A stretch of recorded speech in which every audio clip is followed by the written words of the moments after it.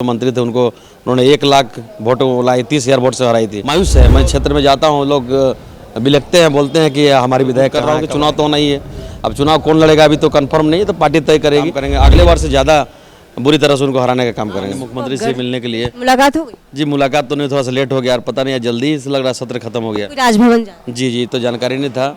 आवास में देखते हैं, आवास से मैं कोशिश कर रहे जाके मिलेंगे, क्योंकि हमारा क्षेत्र का एक भैरवी जलाशय है, डैम बना हुआ है। मतलब वो जेल में भी रह के अपने क्षेत्र की चिंता वही बोली कि जाके देखिए, अगर हो पाता है तो उसको करवाइए, क्योंकि माननीय मंत्री मिथिलेश ठाकुर जी ने कहा था कि 6 महीना के अंदर हम लोग इसका एस्टीमेट बनाकर काम चालू करवाएंगे, लेकिन शायद नहीं हो पाया। लेकिन वही याद दिलवाने के लिए हम आए थे। प्राउड फील नहीं होता? हमारी पत्नी विधायक है, अपने जनता के लिए 2-2 बार जेल की सजा काटी, खासकर उस समय जब छोटा बच्चा होता है। जी एकदम बहुत ही गौरवान्वित महसूस होता है। पूरा जे क्षेत्र की जनता है उन्हें बहुत मानता है। मैं आप लोग यही कहना चाहता हूं कि आज ये 15 साल के जो मंत्री थे उनको उन्होंने 1 लाख वोट लाई, 30,000 वोट से हराई थी। तो लोगों का बहुत ही प्यार है। आम ग्रामीण अभी बहुत ही मायूस है। मैं क्षेत्र में जाता हूँ, लोग बिलखते हैं, बोलते हैं कि हमारी विधायक कहाँ है, कब आएगी। उपचुनाव की तैयारी में जुट गए? जी नहीं, अभी तो पता ही नहीं चलेगा कौन चुनाव लड़ेगा, लेकिन है कि कार्यकर्ताओं को सब एकजुट कर रहा हूँ कि चुनाव तो नहीं है। अब चुनाव कौन लड़ेगा अभी तो कंफर्म नहीं है, तो पार्टी तय करेगी, लेकिन है कि संगठन तो बनाना ही होगा। सभी कार्यकर्ताओं को एकजुट कर रहा हूँ।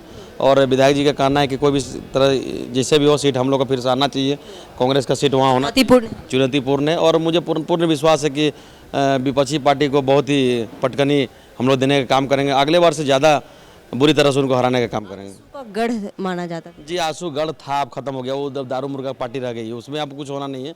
जनता जाग चुकी है, जनता जान गई कि अब हमको क्या करना है, सच कहाँ गलत क्या है, सच क्या है गलत क्या है, सबको उनको जानकारी है।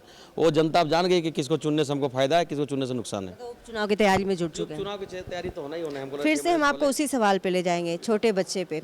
दोनों बच्चा को बड़ी वाली जो बेटी है वो कैसे कुछ सवाल नहीं करती? जी सवाल तो करती है, कैसे नहीं। अभी तो 5-6 साल का हो गया, ये लगता है हमको। जेल मतलब बच्चों के माइंड में होता है जेल एकदम जी अभी तो क्योंकि हम जब जाते हैं तो स्कूल चले जाती है। तब कल शायद परसों नहीं गई थी, हमको पूछे कि पापा हम नहीं गए, तो तुमको अकेले में ले जाएंगे। तो सोचती है कब आएगी मम्मी, बोल दी है कि बस 2-4-10 दिन में आ जाएगी, क्योंकि वो बचपन से उसको देखी कि सुबह निकलती रात को आती है।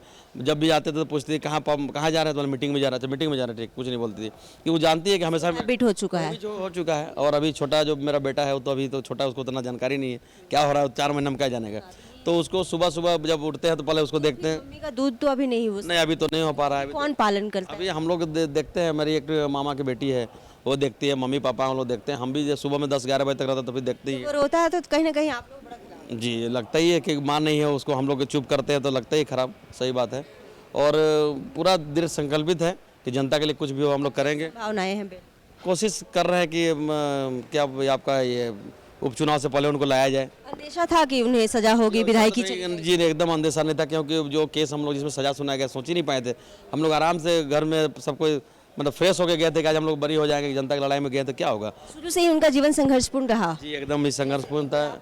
जी सबसे पहले तो आंगनवाड़ी सेविका बनी थी एक छोटी से अपना टोला में। उसके बाद जिला परिषद जब हम लोग लड़े तो उस समय भी जिसको विधायक हम लोग हराए थे, जिसको उसका ही राइट हैंड था, उसको हम लोग जिला परिषद में डिफीट दिए। उसके बाद फिर जब जनता के बीच गए, जेल से आए, लोग सराहा कि नहीं आप चुनाव में उठिए, हम लोग आपके साथ हैं। हम लोग हिम्मत बढ़ा और एक घरेलू महिला आज इस मुकाम पे पहुंची है, तो मुझे तो बहुत गर्व महसूस होता है। मैं हमेशा उनके बारे में सोचता हूं कि शायद हम ही लोग का कोई गलती हो गया, जो हम ही लोग चलते हुए जेल है, लेकिन वो बोलती है कि नहीं ऐसा कुछ नहीं, हम बहुत जल्द निकल जाएंगे, कुछ नहीं होना है। सब तो होना ही है, राजनीति में सब उतार चढ़ाव तो होता है। समझाती है हम लोगों को और हम विश्वास करते हैं कि वो बहुत अच्छी महिला है। और साथ साथ विधायकी में मुझे नहीं लगता है कि सभी से हम लोग अच्छा लगाव है, लोग अच्छा मानते भी हैं। पूरा मुख्यमंत्री हो या जितने भी हम लोग का शिल्पी लीडर हैं, आलमगीर साहब या रामेश्वर राव जी, जितने ही लोग सब अच्छे मानते हैं, उनको बहुत रिस्पेक्ट। भावुक पल था जब वो जा रही थी। एकदम था, वो तो सोच ही नहीं पाई थी कि हम लोग सब गए थे कि भाई हम लोग बरी हो जाएंगे।